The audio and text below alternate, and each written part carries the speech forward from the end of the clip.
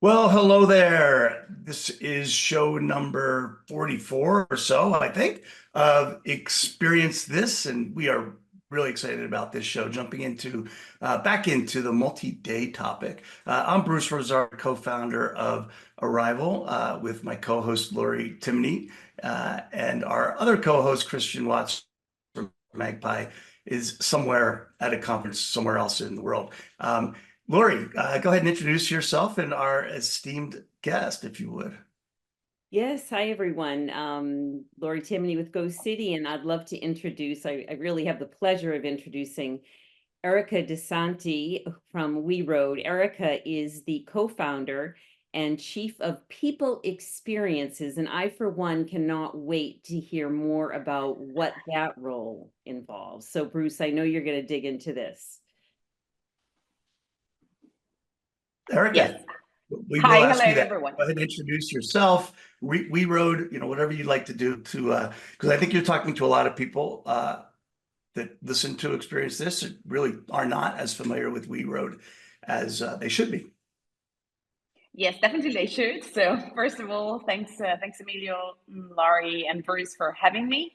I'll start by introducing what WeRoad does and what we do as a company. With WeRoad, what we do is organizing group travel experiences for millennials, or let's say people between their 20s and their 40s. And we do organize these experiences across the whole world, but mainly for 5 different source markets across Europe. So we started over the business. It was 2017 in Italy. So catering Italians that wanted to travel abroad. Then expanded the business to the Spanish market, the UK market, the German and French market, and right now we also launched international trips. So in these years of life that were a great, I would say, adventure with the pandemic in the middle, just to spice things up. We were able to, let's say, have more than 100,000 WeRoaders travel across the globe, and just this year we will hit 100,000 in booking value and 80,000 passenger in just 1 year. So this is more or less the exponential growth that we had in these years. And I'm there since let's say the very beginning of the whole business. So, a couple questions from that. First of all, Go for it. you mentioned the different markets. Are those the markets where your customers come from, or the markets where your groups are going to? They're our source markets, so our customers come from these European markets, and we do have more than 150 different destinations, so places where we travel to. So these are our original source, let's say, of WeRoaders, as we love to call our customers. And So, right okay, so now, your source this year we market expanded it even more. your source market is pretty much getting close to all of Europe, certainly Western Europe. And your destinations are global, I imagine, with Exactly, 150 exactly. different, they're global. It could be anywhere, especially with the model that you're using with your WeRoaders, which you'll tell us about later. Yes. Can you just, we don't need to be on this too long, but you said something about 100,000 passengers, and I thought that was your annual, and wow, that's great. And then you said something about 80,000. Just clarify how many passengers Yes. you're gonna have. Yeah. Yes. So since we launched up until last year, in the all years from 2017 till last year, all in all, it was 100,000 passengers. Okay. But In the this year, in aggregate, got just it. 1 year, we will hit 80,000 passengers. So this gives you, like, let's say, the exponential Right. growth that we were able to manage with the international expansion of our business, not just to capture the Italian market, but also the other European markets of Yeah. WeRoaders. So the real, like the highlight is we're gonna move almost as many people in 2024 alone As we did in the as last, 2017 to exactly. 20. Oh, that's fantastic. Um, Lori, you got a question or two? I'm sure you do. How are you doing that? I mean, I think what would be really interesting for our audience to hear a little bit about, Erika, is the kind of how you differentiate yourself between sort of other maybe small group travel or adventure group, because I think maybe adventure travel is somewhat more or less what you're doing to some degree. But maybe you can talk a little bit about how did you achieve that level of growth? I mean, obviously money involved, and we can talk a little bit about that, but beyond that, what has driven that growth? Yes, definitely. So at the very beginning, the launch of WeRoad was born thanks to the need of my other co-founders, so Paolo De Madai and Fabio Bin, of traveling with like-minded individuals abroad, starting from, let's say, the Italian marketplace, right? And they looked at the competition in the market, in the travel industry, and who was doing multi-day trips in Italy. And there were like more traditional tour operators that cover a different target with different needs. So they jumped into the international competition tours like Contiki and G Adventures, and they ventured on one of their trips. Once home, they understood that there were a few things missing that they were actually looking for while traveling with a group of people.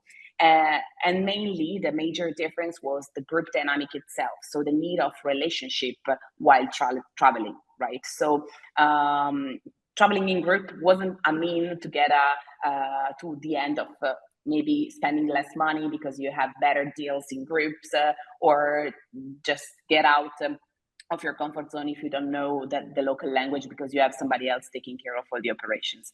No, it wasn't just about that, but it was about getting to know people while traveling, getting to know authentic experience. So no bus like with 50 people in a trip, but more small, cohesive experiences.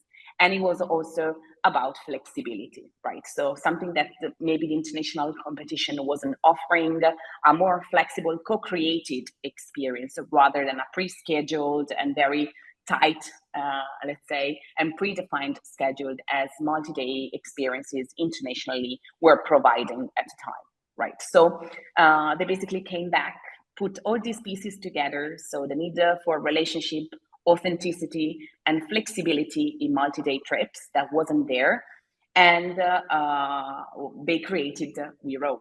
On top of that, there was no such a thing in Italy that took care of these things for our target market. Our target market, millennials, Italian millennials at the time, didn't use travel agents to purchase their holidays. They were just like right in the moment of their lives where they started looking abroad, long distance destination trips, and they were trying to self-cater this source of trips.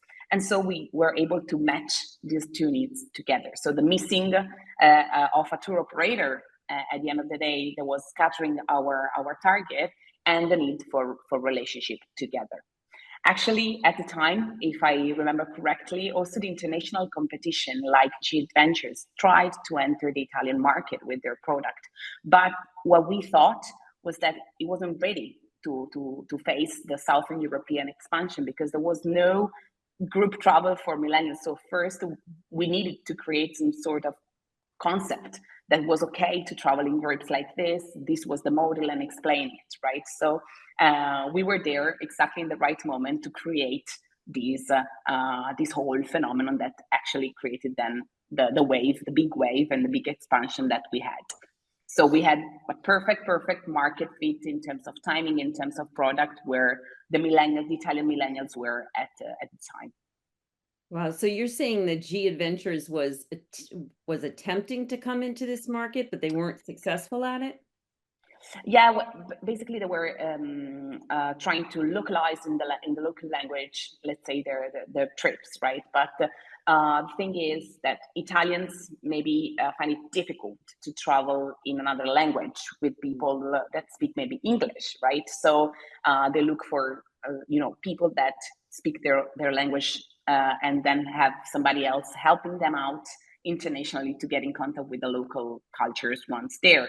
The same thing for Spanish people we saw later on. So this also helped us to create the format, let's say, of multi-day trips for millennials that wasn't catered by people. Let's stay on this a bit. This is super interesting Yeah. because in Italy, you had a very strategic advantage that you identified. You felt like even G Adventures, one of the best multi-day tour operators in the world, couldn't do. And so you had like a home court advantage. In Italy, you were able to do the same type of thing in Spain. What I'm really curious now, as you're growing and you're going international and global, is forget your advantage in Italy or Spain because of being able to speak in the language, et cetera. But the model of WeRoad, I believe your thesis is that's good anywhere.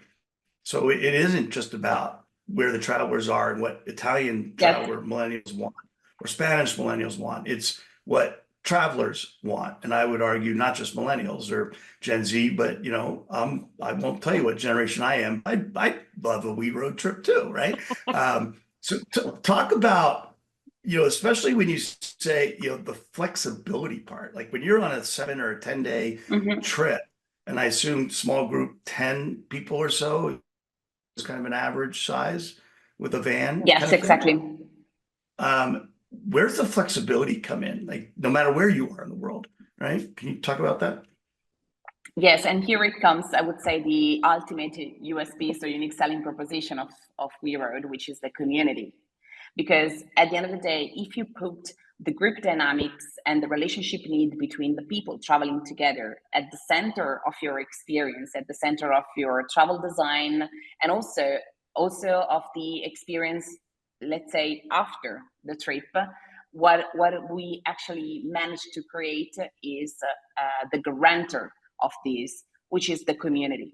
The community, we intend different things at the end of the day. First and foremost, we have a group of travel coordinators that are the people that accompany our groups around the world. And these people are not professional travel guides, right? They're WeRoaders, as the others that have a particular skill set that we select, obviously, and we select them based on this skill set that they have. And at the end of the day, what they do is they take care of the whole experience before, during, and after a WeRoad trip. Something that probably is a little bit different in international competition, where you have the role of the tour leader, which is, okay, I accompany, I execute, let's say, somehow the whole trip from A to Z. But once I'm done, I'll go to bed at night. Let's see together the day after. Whereas for our travel coordinators, given that they do it for passion and the need of relationship and connection with other people is exactly the same as the other WeRoaders, they live the experience as if they're passionate travelers themselves, right? So they don't substitute the role of the local tour guide that accompanies you through, I don't know, the museums, the historic web site of Ayutthaya or whatever, but they take care of all the group dynamics. And let's say the selection, the growth of this community of travel coordinators has been able to create a strong sense of belonging to our brand, and a strong sense of ambassadorship of WeRoad itself, right? These people live WeRoad not just during the trip, but also in the other days of the year during their lives, and they're the ultimate fuel that enables us also to do day trips. Because at the end of the day, once these groups, this group of people, this group of millennials come back from their best trip of their life in Peru, they reunite a lot of times, and these travel coordinators somehow facilitate these reunions that become day experiences, right? And they organize also events to have these people meet together, to join with new WeRoaders, new potential WeRoaders, right? So these I know Lori has a couple of questions. Go for it. Please interrupt me. I could speak. No, community. You have a lot of, I mean, this is so interesting. And you have to imagine that as a former tour director, I'm just so intrigued by this travel coordinator position that you have, and how that works within your organization. Some of the things I was thinking of is, first of all, I love the idea that you sort of have these coordinators communicating with the group before they leave. And there's a small enough group where, you know, if you throw them in a WhatsApp group, you can have conversations, and you do the same thing sort of on the other side of it. So I love that. And I love the community idea. I think we could probably have a show on that, like one whole show on that, because it's just such an important part of really where we're at right now. But in terms of the travel coordinator, so as I understand it, correct me if I'm wrong, this is a person that probably has their own job. Maybe there's in a different profession. They might take 1 or 2 WeRoad trips a year. It could be the first time that they're on a WeRoad trip when they come together with this group. And they're the person that is responsible for facilitating and, you know, ensuring that all goes well. Everyone's in their accommodation when they need to be, that the group is getting along, that they're building group, you know, the group experience, the any included activities are being, you know, are being met, and all is well there. But what I wonder is, you know, how do they react in terms of what happens if there's a crisis or there's complicated, you know, arrangements that have to be considered? You know, I think about even when I was a tour director, you know, I had to have a million different things going on in my mind, and I was really trying to create a seamless experience for the customer, for the passenger. In order to do that, I was really leaning on, to some degree, my education and my past experiences, maybe in that destination even, you know? So how does that, should you just be sort of in this place where as a passenger, you're kind of like, hey, whatever, you know, I'll roll with it if there's any kind of challenges, or do you not have those issues? Yes, actually, I mean, while managing trips, the unforeseen events could happen all the time, right? And what I always say is that people can control everything apart from the alchemy that within the group is created. So there are loads of components, as you said, that the travel coordinator would need to take care of. What we do is training them a lot, training them on all the things that could happen on a trip, not just from an operational perspective. So basically making them fully aware of what they need to take care of during the trips, but also from an emergency and crisis management perspective. So what happens if there is an accident? What happens if somebody is ill, etc., etc.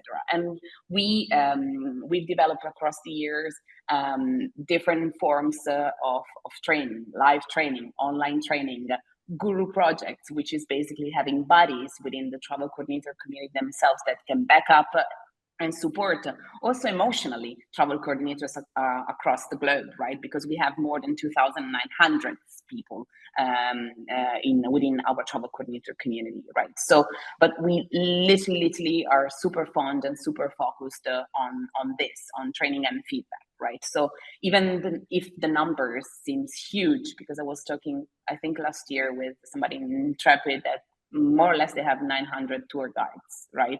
We have almost 3,000 travel coordinators. So how the hell are we supposed to control the quality, right? So we've been able to scale also this model of controlling and feedback and training to let's say to the whole community. On top of that, you have to think that these people do it first and foremost also because they want to live the best experience in their lives, and the power of this is incredible. So we work a lot on setting the basic in the best way possible, and the basics for us are a good set of values that enable these people to behave in a certain way, subscribe to our manifesto, behavioral manifesto while abroad, because it's super important also that they deliver the best experience for them and for the people traveling with them. And on top of that, we never leave this travel coordinator alone, because we can rely on amazing local partners, right? So destination management companies and local tour guides that are there if the crisis escalates, if there's a bigger emergency, right? And we also have our 24/7 support in-house. So the challenge we had was, how do we make these people never feel alone, which is even higher than what I think a normal tour operator does, because we hire that tour guide for the whole season in Greece. You're trained to do that, go for it, right? And you can escalate if needed, etc., etc. We, as you said, have these people that do it for passion 1 or 2 times a year. So we need to make sure they are supported in the best way possible. So the people that All you right, have. so listen, I think we don't have a 5-hour timeline on this. We could talk about this. We could talk about this topic because it is unique what you're doing for the rest of the time. But I would like to wrap this topic up and move on. But I have one question just to understand it and for everyone to understand. So the travel coordinator, they're not employees of WeRoad. Are they, like, how do they get compensated? What's their incentive other than going on a trip? I mean, is it a free trip and that's their incentive? So I want to understand those people and what their level of professionalism is. You talked about how they're onboarded and training. And then does every WeRoad trip also have a tour guide, or no, it's a different tour guide maybe every day, depending on where that trip is? So you have the tour coordinator, the travel coordinator, the tour guides.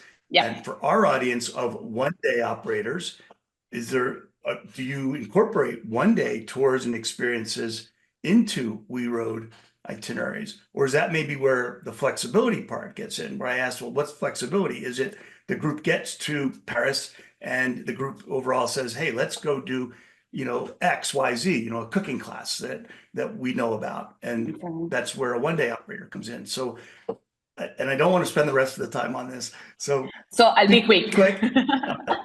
Okay. Yes. So in terms of the compensation of the package of becoming a travel coordinator, let's say, I mean, we have people spanning from doctors to teachers, etc., right? So they literally do another job. But what we do is we cover all the expenses related to the trip, plus we give them a compensation that is also related to the fact that they cater the needs of the WeRoaders before and after the trip, right? So this is how we compensate them. On top of that, thanks to the development of the business model of WeRoad as well towards the marketplace, with the development of a marketplace model, maybe we can chat a bit about it later on. Yeah, different topic. Exactly, but it also is related to retaining people that want to do it as a job, because obviously if I'm an incredible travel coordinator, I might, oh my God, I can do it as a job, but WeRoad can only give me 1 or 2 trips a year. I can't make a living out of it, right? So we also found a way to cater that need with our, let's say, business evolution. When it comes instead to the flexibility component, the travel coordinator becomes the guarantor of the flexibility during the trip, because as you said, we plan the trip. We obviously are a tour operator at the end, so we design the experience, we take care of the negotiation of the services, but we give the travel coordinator the flexibility during the day to cater the needs of the WeRoaders, so the other passengers in the group, to better create the life-changing and unique experience that they desire. And they do it thanks to the relationship to day experiences operators, local day experiences operators, right? So as you said, they book the local cooking class, right? And there's a whole internal suggestion system on which are the best local cooking classes in that city, right? And this is up to the travel coordinator to select the best one that matches the need of the 10-ish people traveling with that person, right? So this makes, I always say, every WeRoad trip different from the other, but at the same time life-changing and unique, which is something that normally while going at scale, you do exactly the opposite. So you try to standardize as much as possible. Having this travel coordinator enables us to keep the uniqueness at scale, and obviously the quality of our experiences reflects that.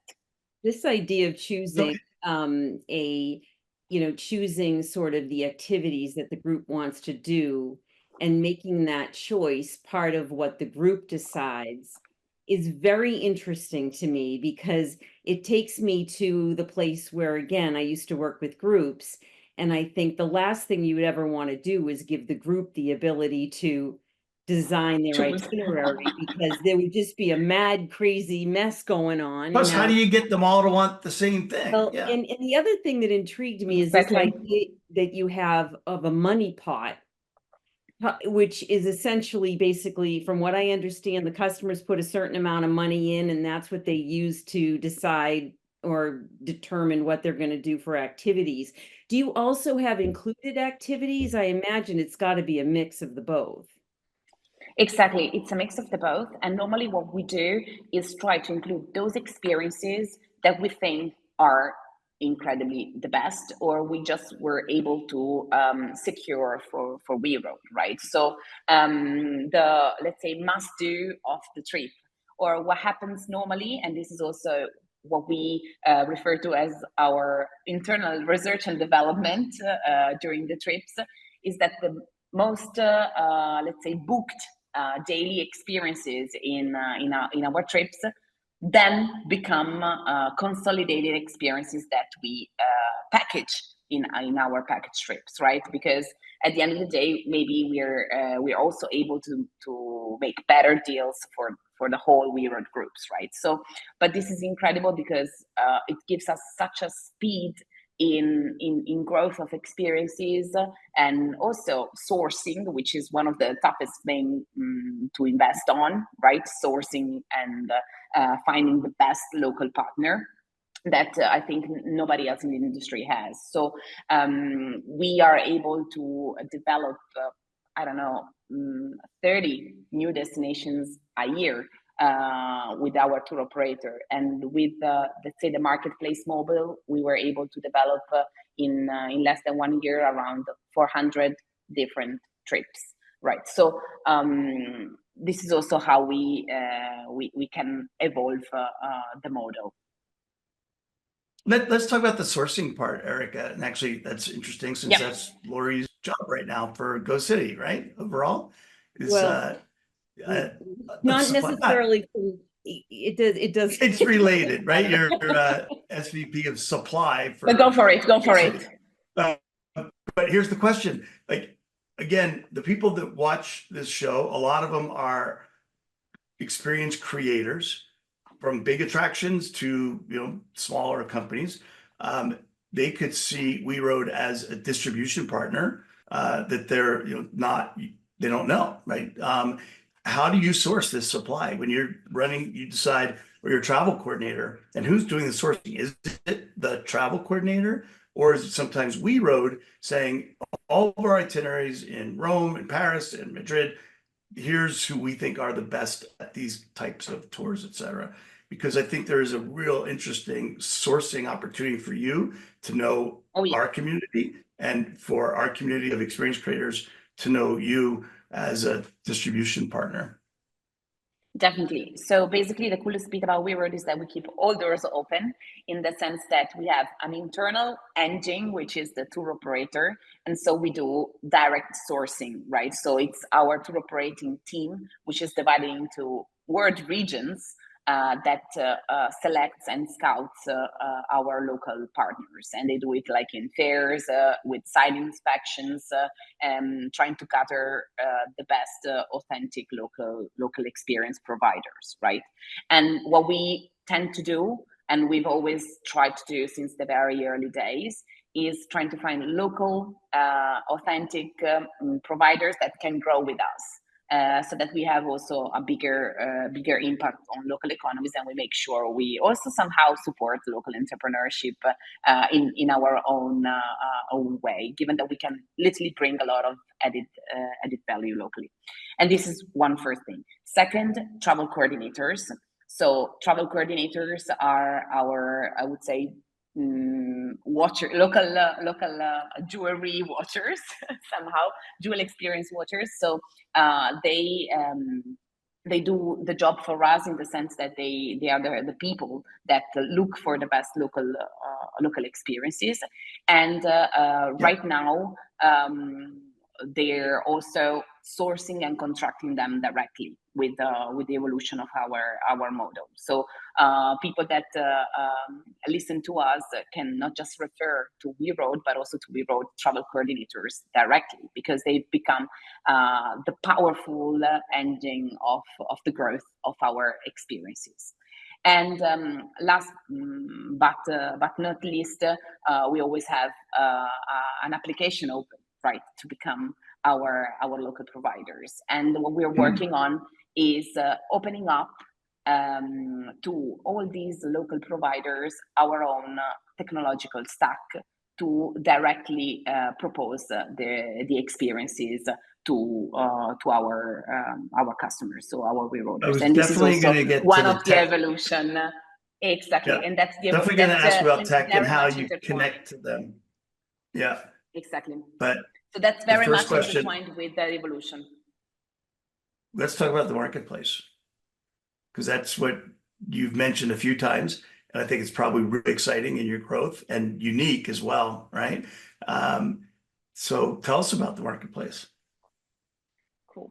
Yes. So we were born and raised as a tour operator focused on community, and we've understood that to both retain our community of passionate travel coordinators, but also to cater all the destinations and people in the world, we could evolve into our model into a marketplace. So giving the power of designing and delivering these travel experiences directly to the travel coordinators, right? So right now, we launched WeRoad X. That's how the project was initially called. So the evolution, let's say, of WeRoad. We launched WeRoad X. It was in 2000 and I think 22, 23, more or less. And we've so right after, let's say, the pandemic, and right now it caters around 30% of the business in both the Italian and the Spanish markets, which were the first one that we launched, and we opened it up to the other markets this year. How does the whole, let's say, marketplace model work? Basically, our travel coordinators, our most expert travel coordinators, so they need to have a certain performance score, a certain set of trips done. They can design a WeRoad experience.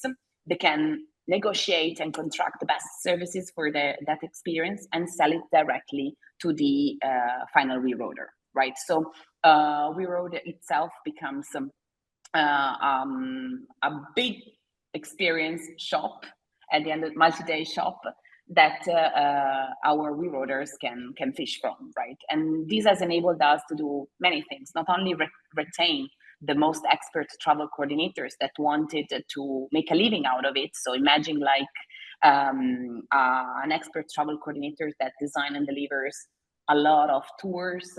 And right now we have people that make up to 60,000 euros a year out of the trips they design and sell via WeRoad. But also we enable our trips to cover the whole world.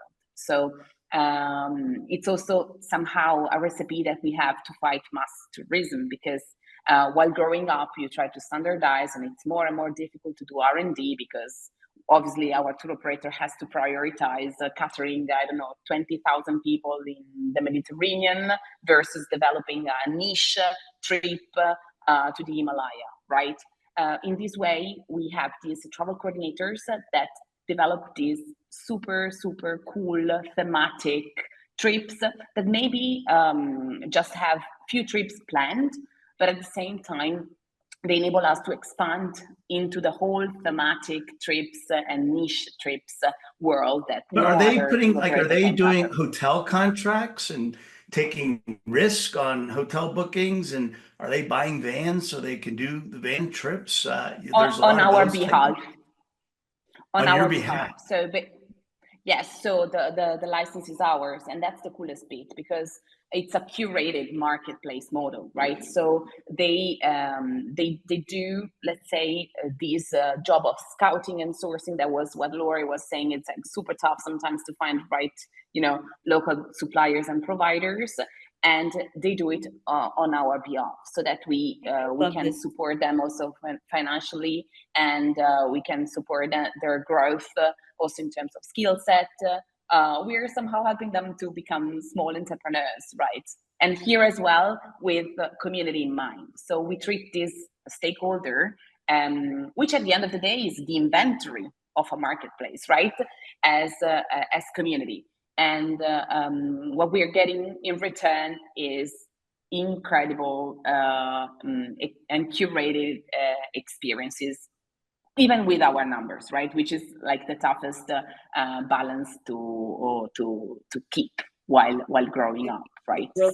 Brilliant move, honestly. I really do. I mean, who better to curate the trips for you than those people that are out there? They understand the customer, they know what type of transportation is needed and what type of hotels or accommodations are needed.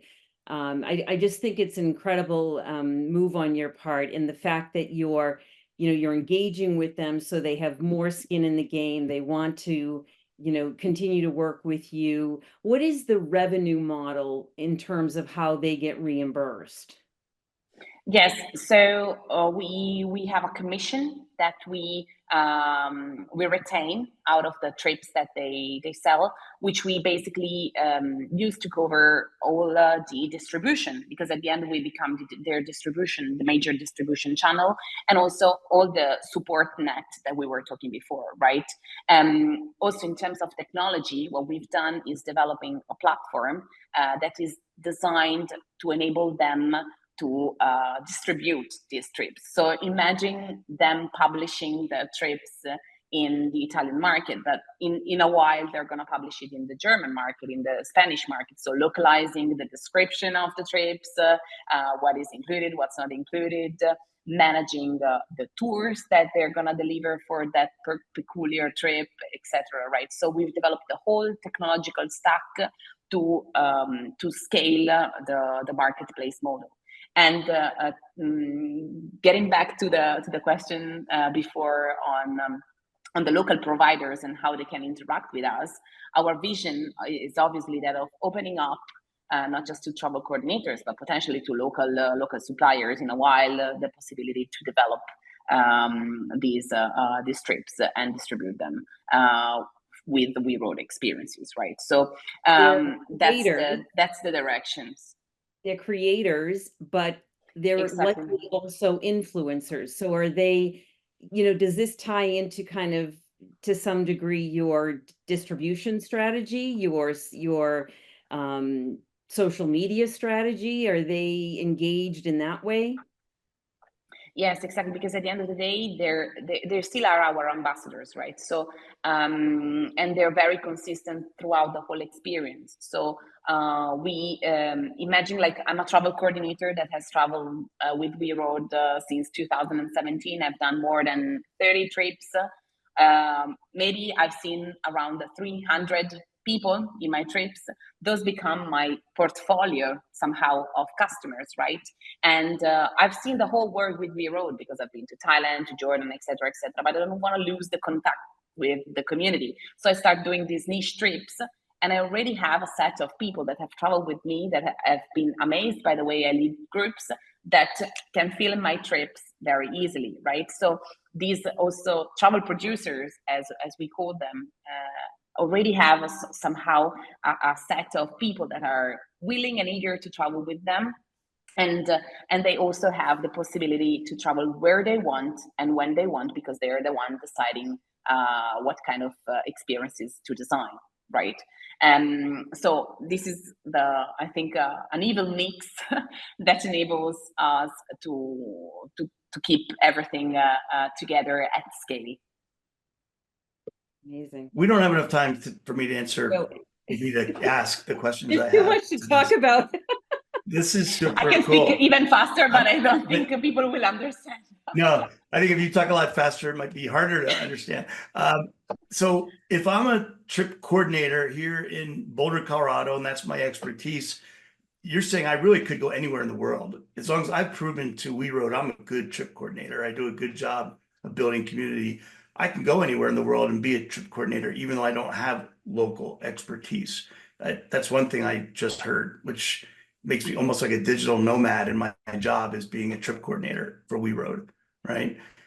But what happens to my local expertise? Where does that go? So that's one question. But while I'm asking questions, because of limited time, your tech stack, is there any kind of integration? You know, do I get access or do you get access to my tours via an API? Or how do you keep track of what I am building in more of an automated way? Because with 100,000 passengers, you're not doing it manually anymore, obviously. Yes, so to So answer those the are two different questions. yes, but I try to, the first one is where does your local expertise, let's say, go? If I can go all over the world to be a travel coordinator, then how can I be a local expert? Yeah. Yeah, so we let's say refer to our travel coordinators not as local experts, let's say, but WeRoad Experience.This expert. Like the real local people are the local tour guides that you can find in the historic site. But the etc. travel coordinator has to find each destination, and you assume that the coordinator has the expertise and also using WeRoad's knowledge of where the best experience operators are. Exactly. So this actually was quite controversial also while the internationalization process of WeRoad, because people are used to, okay, I get a local guide that is the maximum expert of Japan, right? Whereas what we were saying is your travel coordinators has never been to Japan before, right? So that was a little bit tricky somehow, but at the end of the day, what we proved was that having somebody that has never been to Japan was more powerful, because we weren't substituting the local culture meetup, but we were adding value on the neglected component of group dynamics and the pre and post trip experience, right? So it's an add up, not a minus, let's say.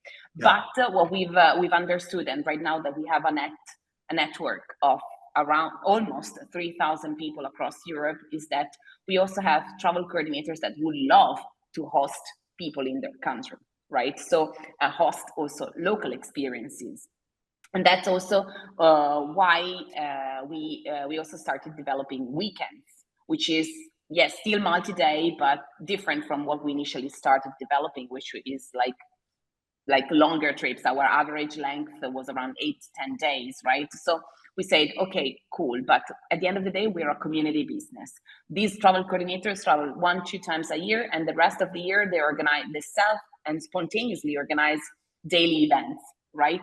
So what about organizing weekends as well, and have them organize weekends so that they can, have 1 or 2 weekends on top of the 2 holidays that they can get as employees normally during the year. And that's where we started developing the local knowledge of these travel coordinators. So you have Italian travel coordinators that also organize a weekend in Piedmont, Veneto, or Campania for the Italian market, right? And so this is gonna expand also our portfolio of experiences thanks to the local knowledge of this travel coordinators. Getting closer to our one day. We're getting closer and closer, we are, right? No, I know we're running out of time. You get 1 or 2 more awesome questions. Yeah, wonderful. So, okay. Erica, I just want to say, I think you're responding to a great need that we have, in the world right now, the need for community, and the fact that you're building this opportunity by way of, just events, weekends, multi-day trips, addressing the needs of the solo traveler community. I think it's really, now I can understand quite a bit, why you're growing so quickly, but I'd like to understand a little bit about your strategy for growth. And I want to know, when are you coming to the US? Hopefully soon, no. But let's say, talking about expansion plan, right now the objective is expanding our presence in Europe. What we've done in the last years has been like opening up the local markets that would have enabled us to cover the major languages that are spoken also from a European perspective. And right now we are expanding into those market as much as we can. In this way, I call it as a vertical strategy. So to dig deep into the country and cater the people that normally don't travel with an international company, let's say, but the very local one. After having done that, right now we've been able to merge, let's say, trips into international trips, English-speaking trips. So really competing with the big ones, right? So we launched this spring, and we've already reached 500,000 revenues, more than 400 people traveling with us. And we didn't have to open up a local office, but we just started catering the European WeRoader, right? So we catered people from the Netherlands, from Ireland, from Denmark, from Sweden, from Portugal. So the most international cities, right? And so we want to grow what we have right now, because we think we just hit the top of the big iceberg that it's Europe. But definitely, and hopefully the US is on the roadmap as soon as we've been able to conquer Europe, because that's basically something that I think the international competition hasn't been able to fetch yet somehow, right? Because the advantage that I see we have is that we are very deep into the Southern European market where nobody else is, and the markets that we've been able to hit in continental Europe, like Germany, are growing like nuts. So there's literally the chance to consolidate our growth there before doing the transoceanic leap, let's say. Yeah, well, in any case, you've got your secret sauce, and provided that nobody comes in and copies your idea, which you never know, right? But I think that it sounds like something that would be very successful in the US. So I'll Fingers crossed. What's that? Fingers crossed. Fingers crossed. Oh yeah, I think so for sure. But I think you're right. You got to stick with, Europe is a pretty big place and diverse place, and get that one right. Let us know when you want to come to the US, and you got a couple big fans here. Yeah. And Dan Christian, when you're ready for Canada, which is how we met you, which is great. And maybe we'll see you in Valencia. I have some ideas for you if you're ready to come join a rival in Valencia. Yeah. Okay. I would love to. All right. Well, I wish we had more time. Expanding beyond just the millennials. Yes, for sure. Let's go on one of your trips. So do I. And I'm ready for an old person's trip. I was going to ask about private, because private tours are such a huge growth area overall, at least in the day business. I'm sure multi-day as well. And I was going to ask how much you do that. We don't have time, so we're going to have you back. That's all. Sure. Yeah. I mean, I'm always available to talk about WeRoad. Okay. as you've understood. All right, Lori, thanks for another great show. Thanks, and Erika, it was great to have you, and really impressive, and love hearing the story of WeRoad, and we will connect with you again soon. So thank you very much.